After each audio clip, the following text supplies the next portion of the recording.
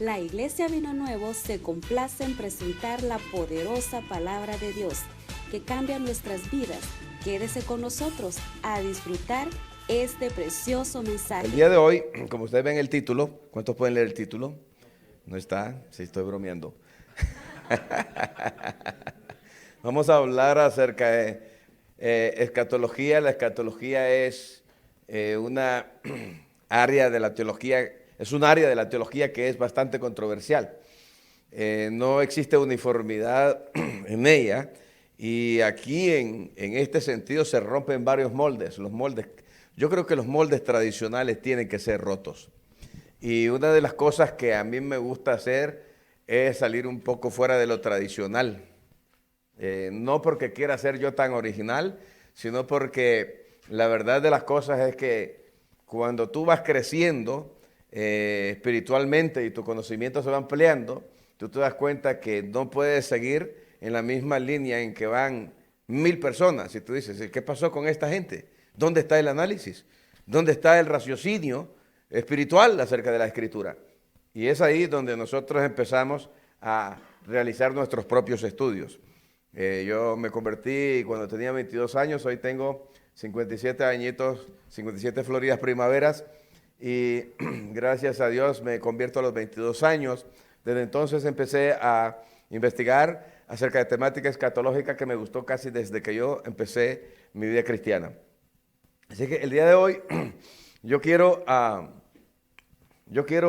presentarle principalmente un estudio que habla acerca del último imperio, pero vamos a ver algunos aspectos históricos que son importantes conocerlos y nos van a dar una perspectiva más amplia acerca de nuestra comprensión. Yo sé que ustedes han escuchado escatólogos norteamericanos, estadounidenses, quizás han escuchado escatólogos árabes como Walid Shubat o no sé, han escuchado doctores como el doctor Perry y escatólogos de peso muy reconocidos acá en los Estados Unidos, pero yo digo siempre que en materia de escatología, en materia de profecía, interpretación profética, nadie tiene la última palabra, solamente Dios.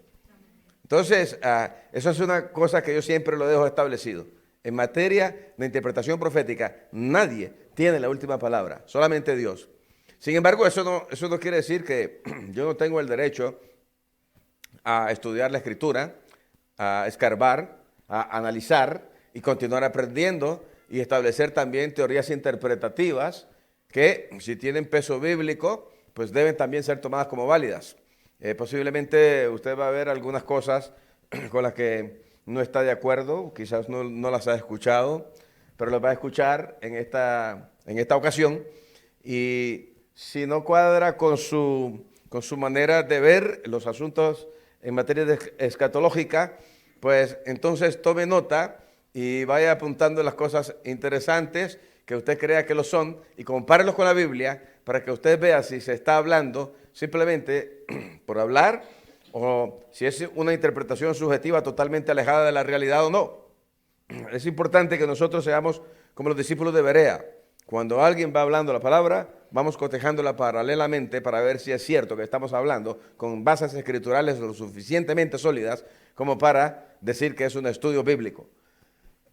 Así es que primero definimos lo que es escatología. Escatología es una palabra técnica que no aparece en la Biblia. Como no aparece en la Biblia, también muchas palabras teológicas que nos enseñan en los institutos, en los seminarios y en las universidades. Esta palabra es una palabra compuesta de dos vocablos griegos, escatos, últimas cosas, y luego estudio, enseñanza. Es la enseñanza de las últimas cosas. Estamos hablando de profecía. La gente se interesa acerca de qué es lo que va a pasar en el último tiempo. Usted mira, personas incluso van, aquí hay palm reader, abundan aquí en esta ciudad, lectores de bolas de cristal, brujos, porque la gente tiene una necesidad innata de conocer qué cosa va a suceder en el futuro. Hay personas que juegan Ouija. Cuando yo no fui cristiano también la jugué. Y creen en esas cosas. Sacaron de una película horrible que se llama Ouija. Gracias a Dios yo ya no miro esa clase de películas desde que me convertí. En donde presentan lo que es el poder satánico a través del espiritismo. Nosotros, para conocer el futuro, no tenemos que recurrir a metodologías satánicas. Tenemos la Biblia, la palabra de Dios, glorificado sea su nombre. Y es a través de ella que nosotros recibimos luz, recibimos dirección. Entonces, el apóstol Pedro nos dice a nosotros, tenemos también la palabra profética más segura, a la cual hacéis bien en estar atentos como a una antorcha que alumbra en un lugar oscuro hasta que el día esclarezca. ¿Qué significa esto? Que no podemos apartarnos de la palabra, tenemos que leerla, tenemos que escudriñarla, tenemos que meditar. Cuando yo me convertí, yo recuerdo, yo leía la Biblia de corrido. Y empezaba a leer y decía, bueno, voy a leer Mateo. Y leía todos los capítulos de Mateo. Ya me lo terminé, ¿ahora qué? ¿Qué hago? Me dice el pastor, lee Juan, porque es muy bueno. Me leí Juan, sucesivamente me crucé a Hechos y fui leyendo la Biblia de corrido. O sea, no habría un trabajo de investigación, sí de lectura. Y es bueno leer, porque cuando tú lees, aunque tú sientes que no vas aprendiendo, sí estás aprendiendo algo, se te está quedando. Más adelante, y con el tiempo seguí haciéndolo, mi pastor me dijo, si tú quieres ser buen predicador, tienes que leer por lo menos, me dice, unos 20 capítulos de la Biblia diario. Si tú llegas a leer 20 capítulos de la Biblia diario, con el tiempo, tú te vas a dar cuenta que vas a llegar a ser un muy buen predicador. Entonces yo empecé a leer 20 capítulos de la Biblia diario. Y me lo repartía. Empezaba del Génesis, un capítulo, leía otro capítulo de los libros históricos, otro capítulo de los libros poéticos, otro capítulo de, vamos a decir, de los proverbios, un capítulo de los proverbios, un capítulo de los profetas mayores, otro de los profetas menores, y después leía otro capítulo, por decirlo así, de Mateo, otro capítulo de Hechos, otro capítulo de las cartas de Pablo, otro capítulo de Apocalipsis, sucesivamente hasta que yo completaba la lectura que yo tenía que hacer. El día de hoy, después de 35 años de estar leyendo la Biblia, yo leo la Biblia de otra forma.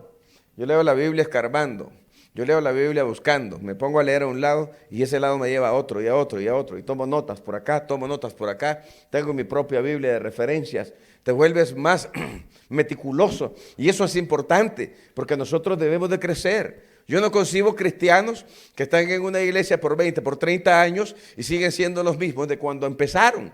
Nunca crecieron, se quedaron bebés, ocupan siempre pampers, siempre alguien se los tiene que estar cambiando. No es posible que siempre tengamos que estar llorando cuando nos hacemos pipí o popó y que alguien espiritualmente tenga que estarnos cambiando los pampers. Nosotros mismos tenemos que aprender a servirnos nosotros mismos.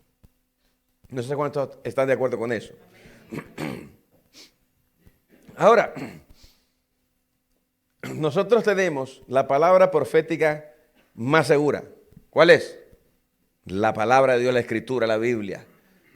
La Torá, el Tanakh y el Nuevo Testamento, que le dicen el Brit Hadashah también, los mesiánicos.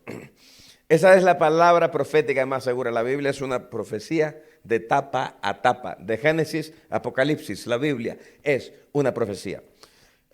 Y nosotros debemos de estar atentos como una antorcha que alumbra en el lugar oscuro. El mundo es un lugar oscuro. Usted camina ahora mismo por las calles de esta ciudad tan iluminada y se da cuenta que entre tantas luces hay demasiada tiniebla. ¿Sí o no? Está la gente desesperada, pegada en una máquina tratando de ganar dinero. Y en vez de ganar solo pierde y pierde, pero ahí están queriendo ganar. Y están invirtiendo dinero para ganar y lo único que consiguen es perder. Yo conocí gente que perdieron no solamente el dinero de su cartera y perdían el salario semanalmente, sino que llegaron a perder también hasta su familia, su matrimonio, sus hijos, por el vicio de jugar. Eso nos dice a nosotros, ¿verdad?, que todo esto es parte de las tinieblas profundas que hay en el mundo. Ahora,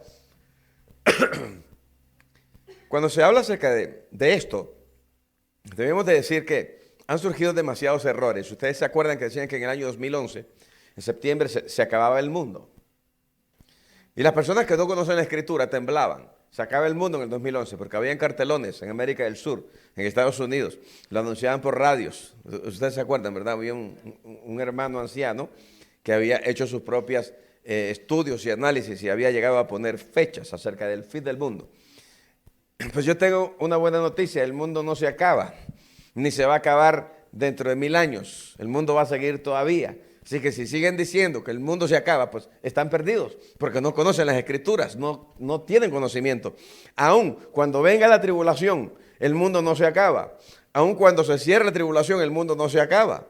Oiga bien, sigue todavía por 1000 años más de gobierno de Cristo Jesús sobre la tierra y nosotros estamos esperando ese periodo de tiempo, gloria a Dios.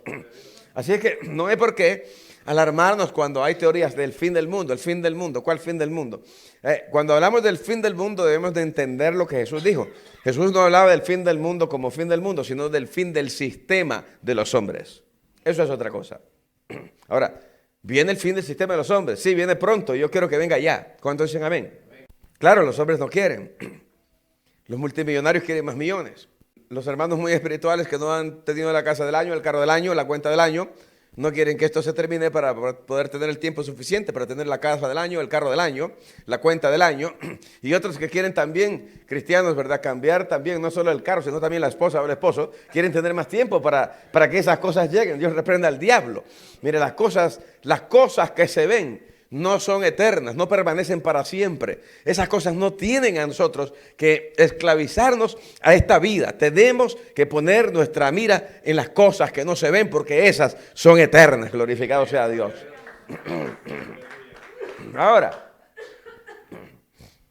¿por qué surgen tantos errores? Porque siempre aparecen individuos o escuelas de pensamiento. Siempre han habido variedad de escuelas de pensamiento a lo largo de la historia de la iglesia. Incluso en escatología hay escuelas de pensamiento. Y no voy a hablar de todas ellas porque tendríamos entonces que alargar una clase y traer más material específico para que podamos quedar claros en eso. Yo no vengo a aclarar cuáles son las diferentes corrientes, te las mostraré así a vuelo de pájaro. Ahora, y ahí, donde la Biblia no nos dice que hay luz, ellos pretenden alumbrar. Es decir, crean una luz falsa, una iluminación falsa, con enseñanzas falsas y conjeturas que lo que hacen es endurecer al oyente. Ahora, crean puntos de conflicto, principalmente cuando se hacen cálculos acerca del día exacto de la segunda venida del Señor Yeshua de Nazaret. Por ejemplo, hay un teólogo suramericano que es ingeniero, el hombre es muy elocuente, tiene una forma muy particular de predicar, dramatiza bastante sus predicaciones. Ahorita yo no puedo decirle más o menos cómo porque necesito ahorrar garganta y estoy tratando de hablar lo más suave posible. Pero él dice, la Biblia dice que el día ni la hora nadie lo sabe, pero sí podemos saber, dice, el minuto, el mes, la hora, el segundo y el año, dice. Oh, my God, ¿con qué salió? Y él dice, el Señor Jesucristo va a venir en tal año, en tal mes. El día no lo sé, dice, ¿verdad? Pero sí puedo decirte que viene a tal hora, en tal minuto y en tal segundo. Y digo, esto sí es un buen chiste. Es una buena payasada. Es una cuestión de circo que hay predicadores tan intelectuales como este señor que todavía tenga la desfachatez de enseñar en sus videos, que usted puede encontrarlo ahí mismo en YouTube y darse cuenta de cómo lo dice. Yo digo, ¿cómo puede haber tanta gente queriendo escuchar lo que este maestro de escatología dice y tener una multitud tan grande que lo quiere escuchar? ¿Y cómo esta gente puede permanecer ante semejantes cosas que se dicen? Son desfachateces totales. Y la gente ahí está. ¿Por qué? Porque hay un espíritu de error, un poder de engaño que los mantiene clavados a sus sillas. Que Dios reprenda al diablo. ¿Cuántos dicen conmigo? Dios reprenda al diablo. El futuro, dice Pedro, es un lugar oscuro. Usted va a decir tal vez, no, nuestro futuro es luminoso. Sí, es luminoso, pero el futuro en la tierra es un lugar oscuro. La gente no tiene luz, pero la profecía es una luz, no una luz total, sino como una antorcha que alumbra en un lugar oscuro. Se producen sombras, se producen reflejos como los que producen estas lámparas. Si usted mira al techo, a los laterales está bien iluminado y más al centro entre las dos lámparas como que ya no. entonces se dan ciertas tonalidades, ciertas penumbras, y eso es lo que nosotros también muchas veces podemos tener cuando vamos estudiando estos asuntos de la profecía. Cada vez que estudiemos más, vamos a ir teniendo más luz. Cada vez que estudiemos más y esperemos más en el Señor, vamos a ir viendo las cosas más claras. Y eso es lo que nosotros vamos a tratar en este día. Estudiar profecía implica los últimos tiempos, los días finales, el día del Señor, el siglo venidero, los últimos días, como se le dice, la última hora. El tiempo final comienza con la segunda venida, con la primera venida del Señor Jesucristo. Básicamente existen tres enfoques básicos acerca de las diferentes escuelas. Y a grosso modo te digo, primero está la escuela premileniarista, la escuela postmileniarista y la escuela amileniarista. Se necesita un tratamiento sistemático para entenderlo. Todo esto a causa del debate contemporáneo que tiene que ver principalmente con el rapto o arrebatamiento de la iglesia y la tribulación. Esto necesita una atención especial. Por ejemplo, ¿qué creen los postmileniaristas? Ellos piensan que hay un periodo matemático de 1000 años tras los cuales se producirá la segunda venida de Cristo. Después de la tribulación y el milenio, entonces Cristo viene. Es decir, Cristo viene después de la tribulación y del milenio. No viene a gobernar en el milenio, viene hasta el final del milenio. Mire, son posiciones que tienen sus explicaciones teológicas y los versículos como ellos los usan y los explican, que no nos detenemos a eso, pero que te doy los rasgos generales. El amileniarismo, que no cree que Apocalipsis 20 hable de un periodo futuro literal de 1000 años, sino de toda la historia de la iglesia. Ellos dicen que Satanás prácticamente, pues ya en el milenio, como la Biblia dice, ya fue atado por la muerte de Cristo en la cruz. Y yo me pregunto, ¿cómo Satanás puede estar atado si ahora mismo se están robando niños y está recibiendo miles de personas, ¿cómo se llama? El Amber Alert, está recibiendo la alerta Amber en sus teléfonos porque hay carros que en este momento están robando niños, muchos de ellos para ser vendidos en piezas, como venden los carros viejos en los junkers. Otros para ser sacrificados en cultos satánicos, otros para ser vendidos como esclavos, otros para ser prostituidos. Y digo yo, con tanta maldad en el mundo, con asaltos, con hackers robando dinero en las cuentas bancarias, con hombres que promueven las guerras, con bandidos que están ahora mismo realizando atracos en los diferentes rincones de las capitales del mundo, en suburbios. Y yo pregunto, ¿cómo podemos decir nosotros que Satanás ha sido atado ya? Cuando nosotros vemos que en nuestros días, incluso cruzamos la línea de la moralidad y retamos las leyes de Dios. Digo retamos como generación, como sociedad, porque se anuló la ley de Dios y se antepuso la ley inventada por el hombre, por un gobierno. Y dijeron ahora, los hombres se casan con los hombres y las mujeres también se casan con las mujeres. Y yo pregunto, ¿cómo Satanás está atado si la maldad ya llegó a la pared donde tenía que llegar? Entonces, yo no miro que sea coherente decir que Satanás ya fue atado. Ahora, hay personas que dicen, estudiar profecía no es importante. ¿Sabe por qué, hermano? Pastores me lo han dicho. Porque nosotros nos vamos en el arrebatamiento pretribulacional. Ya no vamos a estar aquí. Entonces, ¿yo para qué quiero saber profecía? ¿Para qué quiero estudiar acerca de la personalidad del anticristo? ¿Para qué quiero conocer sus características? ¿Para qué quiero hablar yo de lo que son los dos testigos? ¿Qué me importa a mí las trompetas? ¿Qué me importan los sellos? ¿Qué me importa a mí el derramamiento de los juicios de las copas de la ira? No me interesa saber acerca de la marca. No me interesa saber acerca de nada de lo que está escrito en Apocalipsis. Porque al fin de cuentas, yo me voy antes de que Apocalipsis se establezca aquí sobre la tierra. No me interesa nada, absolutamente nada de eso. ¿Por qué no se dedica mejor a predicar mensajes prácticos para que el cristiano viva vidas en victoria? ¿Por qué no le mete usted a la iglesia identidad? Mete la identidad a la iglesia y va a ver cómo los hermanos cambian. Háblele de amor, de cosas buenas, no le hable del diablo, no le hable de esto. Los hermanos se asustan, la gente se deprime.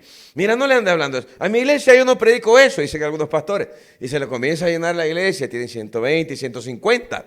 Pero de repente, como es que la gente se cansa de tanto dulce, y al fin de cuentas también que la gente se va.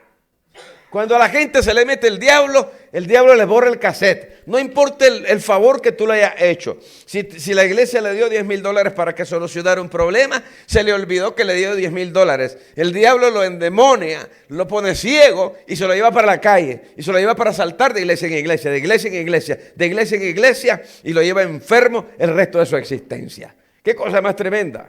¿Cómo funciona el ser humano? Ahora, entonces, yo digo así, si la profecía está en la Biblia, es porque es importante. Si Dios consideró que debería estar en la Biblia, entonces yo no tengo por qué desconsiderar la consideración de Dios. Mira bien lo que hizo Dios. Mandó a un ángel a llamarlo ante su trono y le dijo, te vas a ir donde Daniel y cuando esté dormido le vas a poner un sueño y le vas a revelar el futuro y esto es lo que le vas a revelar. El ángel puso atención a lo que Dios le dijo. Cuando Dios terminó, el ángel se fue. Llegó donde un hombre que se llamaba Daniel, un profeta. Recibió el sueño de parte de Dios. Después, Daniel comprende que este sueño es importante y lo habla también con algún escriba. El escriba comprende que el sueño es importante y que viene de Dios y que hay que escribirlo y plasmarlo. Y el escriba invierte también su tiempo. El ángel invirtió su tiempo. Daniel invirtió su tiempo. Oiga bien, sin no mencionar que Dios invirtió su tiempo, aunque Dios vive en la eternidad. Y el escriba invierte su tiempo y los que imprimen la Biblia invierten su tiempo. Si está en la Biblia, es importante. ¿Me está escuchando? Entonces yo no puedo menospreciarlo. Ahora, cuando nosotros hablamos acerca de la reforma, yo hablaba de esto con el pastor, la iglesia cristiana de hoy, la iglesia evangélica, por eso los católicos nos consideran a nosotros los hermanos separados, porque ellos nos consideran católicos separados de la iglesia católica. Yo nunca fui católico, gracias a Yahweh, a Dios, y gracias a Jesucristo, Yeshua, el judío. Gracias a Dios nunca fui católico. Y la iglesia evangélica está llena de tradiciones de catolicismo. Yo soy de los que digo, si estamos llenos de tradiciones de catolicismo, debemos de tener cuidado. Y yo digo, hay que romper con las tradiciones que nos atan a la ramera, al catolicismo. ¿Por qué? Porque Jesucristo no vino a establecer una iglesia católica aquí en el mundo. Él estableció una secta judía que era conocida primariamente como la secta judía de los nazarenos, la cuarta secta que estaba en Jerusalén en los tiempos de Pedro, Juan, Pablo y todos los apóstoles que fueron los apóstoles del Cordero. ¿Usted comprende lo que estoy diciendo? Entonces, en la Reforma Protestante, los curas católicos que se separaron de la iglesia católica no trataron los problemas de la escatología, aunque se refutó la doctrina católica romana del purgatorio, la salvación por fe, etcétera, etcétera. Y los reformadores empezaron en el tiempo de Agustín, que era amileniarista. Ya saben, ¿verdad?, que un amileniarista no cree que hay un milenio literal, un periodo de 1000 años literal, y por consiguiente era postribulacionista, es decir, Cristo viene hasta el final del milenio. No fue sino hasta después, ¿dónde? En los movimientos de estudio bíblico. ¿Cuándo? En los últimos siglos. Y en la intensiva investigación escatológica del siglo XX. ¿Del siglo cuánto? Del siglo XX. ¿Qué? Se explicó el pretribulacionismo de manera minuciosa. ¿Eso quién lo dice? Lo dice uno de los profesores más prestigiosos de una universidad en Dallas, que es el doctor John F. Walvoord, escrito en el libro Las Grandes Profecías de la Biblia, lo cual significa que en los tiempos de la Reforma no se tenía mucho conocimiento acerca de los asuntos escatológicos. Y cuando hablamos acerca de todas estas cosas, siempre hay diferencias. Hay hermanos que mandan al infierno a otras personas simplemente porque no creen como ellos creen. Como tú no crees, ¿verdad?, que es Moisés y Elías, y tú dices que es el otro, apártate de aquí, vete al infierno. Como tú dices que la marca 666 es una cuestión que va a andar plasmada y visible, vete aquí, vete al infierno. Como tú dices que hay un arrebatamiento mid-tribulacional, vete de aquí, vas al infierno, te vas a quedar. Hasta miramos películas, pastor, miramos películas que te hablan del arrebatamiento. Y después sale un doctor hablando en la, dame una cadena de televisión famosa de los Estados Unidos. ABC, entonces CNN, ellos le ponen TNN, así la vi yo, TNN. Y ya sale, tenemos acá al doctor fulano de tal, lo vamos a entrevistar, millones de personas desaparecieron, ¿y usted por qué está aquí? Dice, sí, pero tú eres uno de ellos. Sí, yo sí, lo que pasa es que, pues yo no creía que había un arrebatamiento pretribulacional, pues entonces Dios me dejó. Y yo digo, si alguien vive en santidad, oiga, y es postribulacionista o midtribulacionista, y es consagrado, y ora lo que tiene que orar y ayuna, y trabaja y predica en la calle, y apoya al pastor, apoya al ministerio de la iglesia, y hace todo lo que tiene que hacer. ¿Usted cree que Dios es como yo, o como la persona que hizo la película? ¿Usted cree que Dios es tan malo así, como el que hizo la película? Por decirlo así, ¿verdad? Y no es que estoy criticando al hermano que hizo la película, que tal vez usted y yo lo conocemos por la televisión, sino que estamos poniendo a Dios, ¿verdad?, en nuestros propios moldes mentales y no nos ponemos a pensar que Dios es más grande y es mejor que eso. Que si tú estás en santidad, pero tú tienes un enfoque de interpretación profética un poco diferente, no significa que Dios se va a endurecer contra ti y va a decir, porque tú crees que es mi tribulación, entonces te voy a dejar para que te arrastre y te lleve la corriente. No, si hay un arrebatamiento pretribulacional, yo creo que Dios se lleva al pos y al mid, alabado sea Dios. Dios no es malo como nosotros, Dios es bueno, diga conmigo, Dios es bueno, dáselo fuerte, Dios es bueno, dáselo fuerte. El día de hoy yo te voy a predicar esto y algunas personas dicen, ¿por qué los Estados Unidos no están en la profecía? Veníamos hablando del pastor, él fue el que lo tocó, no fui yo. Y yo no le quise adelantar nada ayer, porque yo dije, eso lo vamos a tocar en la iglesia. Y dicen los teólogos norteamericanos, ¿por qué Estados Unidos no está en la profecía? Entonces ellos dicen, bueno, porque Estados Unidos económicamente tiene que caer de la hegemonía.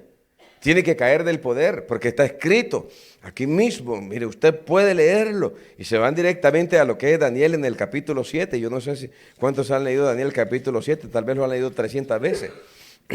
Entonces dicen, aquí en el libro de Daniel y en el capítulo 7, la Biblia te habla acerca de estas cosas. Y aquí no aparece los Estados Unidos.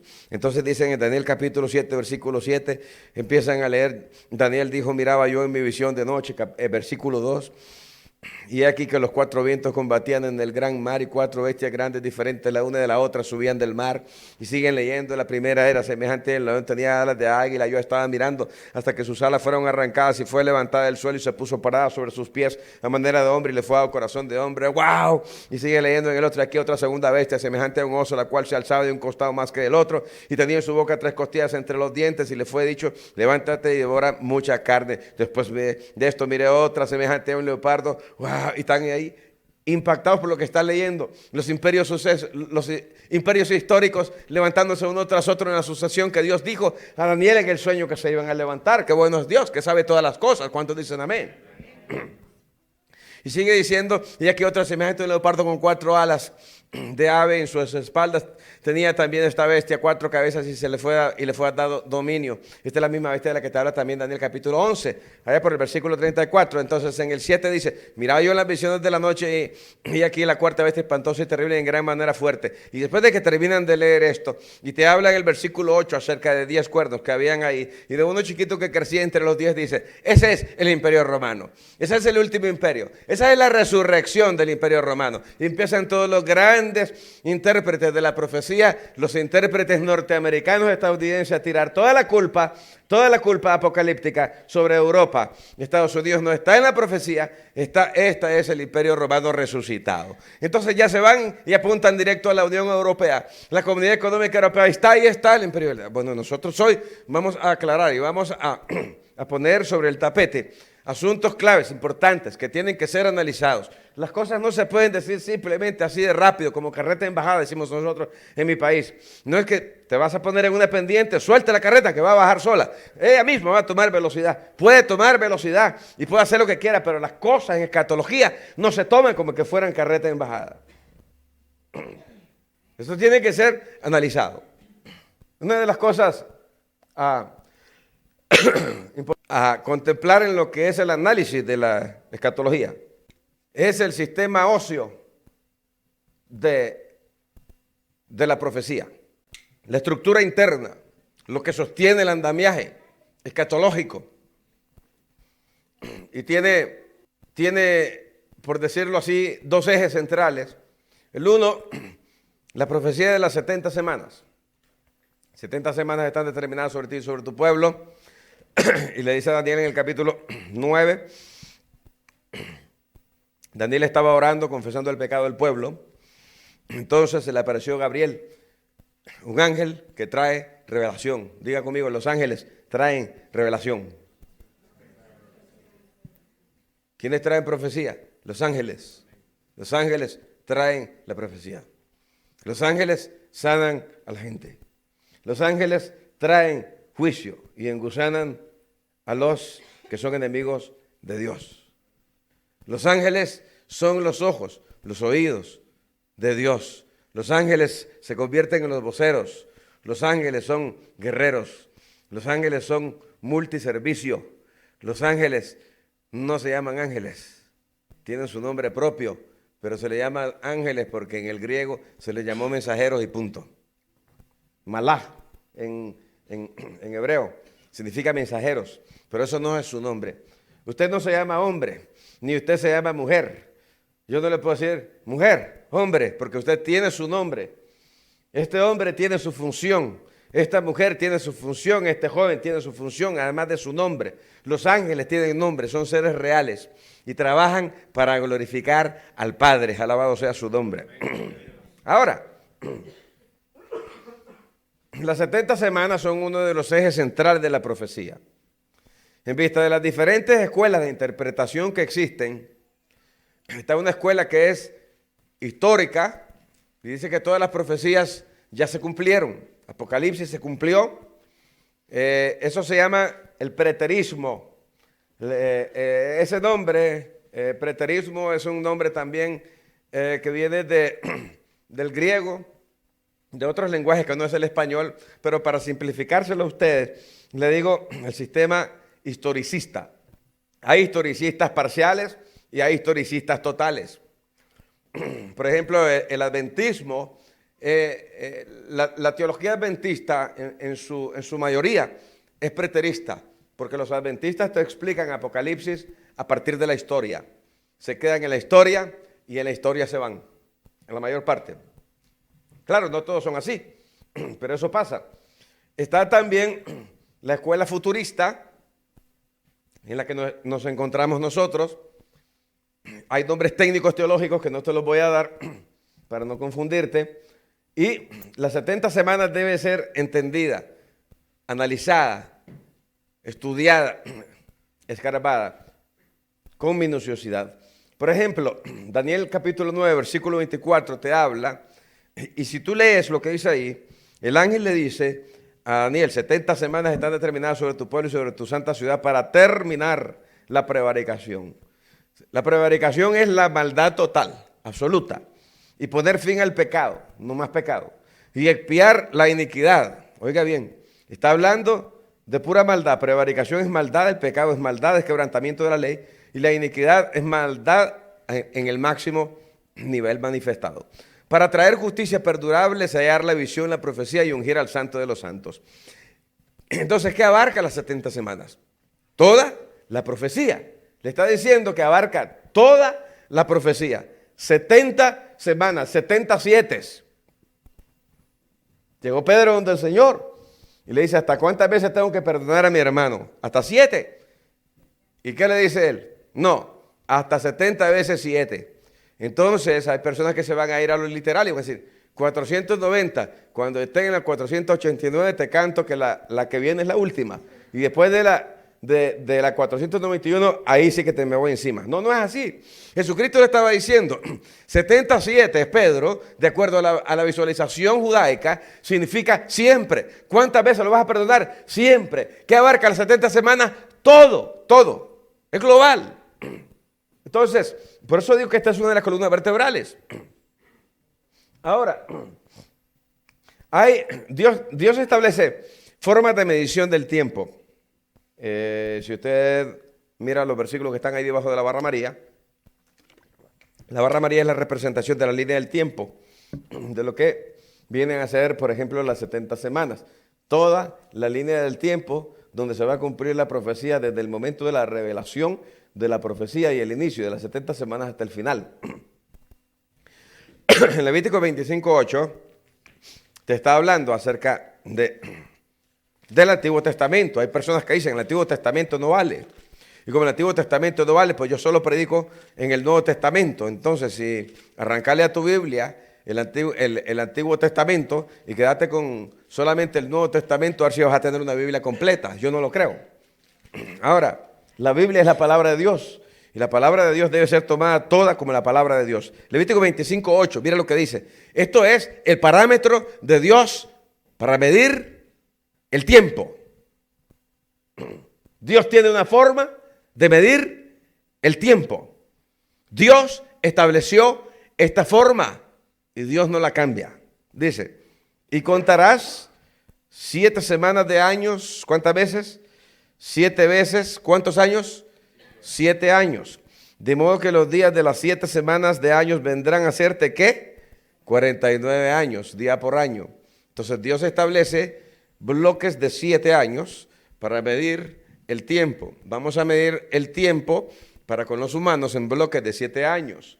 Entonces, cada 7 bloques de 7 años, cuando llegue al 49º año, en el año siguiente, ustedes van a tener una fiesta bien especial que se llama el jubileo. Y en el jubileo van a perdonar las deudas, van a perdonar todo lo que deben y la tierra, ¿verdad?, que ustedes se empeñaron va a volver a sus familias. En otras palabras, en mí hay misericordia verdadera y se va a manifestar a través de estos sistemas que yo invento, dice Dios. No el hombre, sino Dios. Dios inventa estos sistemas. Entonces, ¿de dónde nace este sistema? De los 7 días de la creación. Dios crea el universo en 7 días y al 7º día Dios descansa. ¿Por qué descansa Dios? Porque Dios se cansó. No, lo hizo para que el hombre hiciera lo que Dios hace. ¿Comprende? Hay un dicho que dice monkey see, monkey do. Nosotros somos los monkeys, nosotros vamos a hacer lo que Dios hace. ¿Cuántos comprenden eso? Entonces el hombre, el 7º día se renueva espiritualmente, se dedica a Dios, no corta el zacate, no lava ropa, no hace nada. Ese día se tira de ayuno y se tira de oración, se renueva. Los judíos lo hacen, criticamos a los judíos y los judíos son bien especiales en eso. ¿Sabe lo que hacen ellos? Cada Shabbat, ellos vienen y se encierran en su cuarto, no hacen nada más que adorar a Dios, porque ellos saben que en ese día ellos se renuevan semanalmente de todo el desgaste que les ocasionó los días de trabajo anterior. Nosotros los cristianos no, nosotros ganamos a los judíos. A nosotros nos dicen, oye, ¿usted quiere trabajar? Sí, yo quiero trabajar. ¿Y qué días puedes trabajar? O no, pues a mí póngame lunes, martes, miércoles, jueves, viernes, sábado y domingo. Yo voy todos los días. Y si me pone de Diablo Time y todo lo que quiera, yo también voy. Y los cristianos somos tremendos, oiga bien. Y no nos importa lo que es la adoración, pero somos cristianos y somos mejor que los judíos y los criticamos. ¿Cómo? Digo yo, ¿cómo? En ese sentido yo admiro a los adventistas. A un adventista no lo hace trabajar en sábado. Ellos van y en el trabajo le dicen, ¿qué días trabajas? ¿Y sabes por qué no trabajas? Ah, porque soy adventista. Y son tan osados y valientes. Mire, que retan al sistema. Diga conmigo, retar al sistema. Retan al sistema y el sistema se los concede. Y los adventistas no trabajan en sábado. Y el evangélico trabaja el domingo. Pastor, no puedo venir porque tengo que trabajar. ¿Y va a venir el viernes? No, porque era mi día, pero también me lo clavaron, pastor. Fíjense, ¿qué pasó? ¿A quién estás adorando? En nombre de nuestro Señor Jesucristo, la Iglesia Cristiana Vino Nuevo les da las gracias por escuchar este precioso mensaje. Esté pendiente de los próximos mensajes. Esperamos les sea de mucha edificación. Y recuerde que si usted se encuentra en Reno, Nevada, nos puede visitar en el 2400 West 7th Street. Bendiciones para usted que nos escucha.